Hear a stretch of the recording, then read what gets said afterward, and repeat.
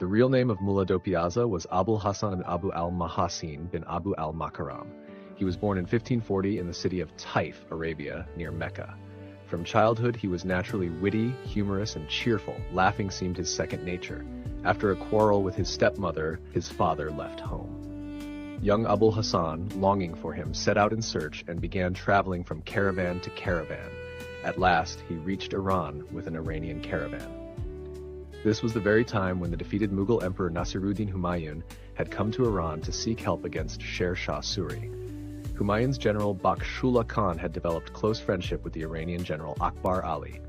Abul Hasan's quick wit, playfulness, and intelligence left such a deep impression on Bakhshullah Khan that he requested General Akbar Ali to let the boy remain with him as a keepsake.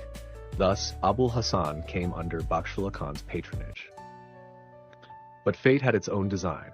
On the 15th of May, during the siege of Kabul, Bakhshullah Khan was killed, and Abul Hasan, now orphaned of his patron, continued with the Mughal forces into India.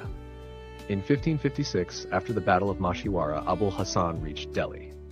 He was then only 15 or 16 years old, but already known for his sharp mind and deep knowledge.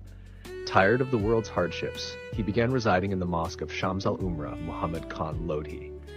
His beautiful, cheerful recitation of the Quran earned him respect, and people began calling him affectionately Mula Ji, Mula Ji. Soon his lively humor spread through the city. Once, while attending a feast at the house of a noble, Abul Hasan tasted a delicious dish and asked the man beside him its name. He was told it was called do Piyazeh, a dish cooked with onions added twice. Abul Hasan was so delighted with this name that he declared he would never accept any feast where do Piyazeh was absent. His innocent insistence amused people greatly, and gradually the nickname Mula do Piyazeh stuck with him, while his real name faded into the background. In time, his reputation reached the circles of great scholars. Allama Abul Faizi and Allama Abul Fazl, the famous brothers of Akbar's court, became his admirers. Faizi, impressed by Mula do Piyazeh's wit, even entrusted him with responsibilities at the Ibadat Khana, house of worship, and eventually introduced him to Emperor Akbar. Thus, Mula do Piyazeh found the stage destined for his wit and wisdom. His elegance charmed the court, his satire spared no one, rich or poor, and his ready repartee became legendary. The famous debate with the Iranian scholar. During Akbar's reign, a famous debate took place in which a learned Iranian scholar was pitted against Mula do Piyazeh. The condition was that they could only converse through gestures. When the two faced each other, the Iranian raised one finger. Mula, in response, raised two fingers. The Iranian nodded in approval. Then the Iranian spread out his open palm, to which Mula replied by making a closed fist. Again, the Iranian nodded. Next, the Iranian whispered to his aide, who brought forth an egg. Mula smiled, whispered to his own man, and produced an onion. At this, the Iranian stood, embraced Mula warmly, and admitted defeat. He praised Mula's brilliance and accepted his superior wisdom. Akbar, overjoyed, removed a pearl necklace from his own neck, placed it on Mula's, and honored him with a robe and gifts. When asked later, the Iranian explained his version. With one finger, he had meant Allah is one. Mula's two fingers signified faith in both Allah and his messenger, ﷺ. With the open palm, he indicated the vast universe of God. Mula's clenched fist meant, despite its vastness, all is under Allah's absolute control. With the egg, he indicated the earth is round.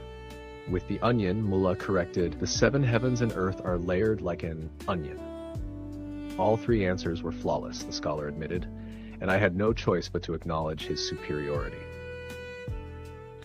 When Akbar asked Mula for his version, he mischievously replied, Jahanpana, that scholar was ignorant. He first pointed his finger at my eye, threatening to blind me. I answered with two fingers, meaning I would blind both his eyes. Then he stretched his palm as if to slap me, and I clenched my fist to warn that I would strike back with full force. Then he showed me an egg, boasting of his strength. I countered with an onion, meaning that when egg and onion combine, my strength increases tenfold. And so, by the grace of the Prophet ﷺ, he fled in defeat. Akbar burst into laughter, delighted as ever by Mula's wit. Death and legacy. Abul Hasan, alias Mula do Piyazeh, lived to the age of 60. In 1600, while returning from Akbar's campaign against Ahmednagar, he fell gravely ill. After a month of suffering, he passed away in the town of Handia.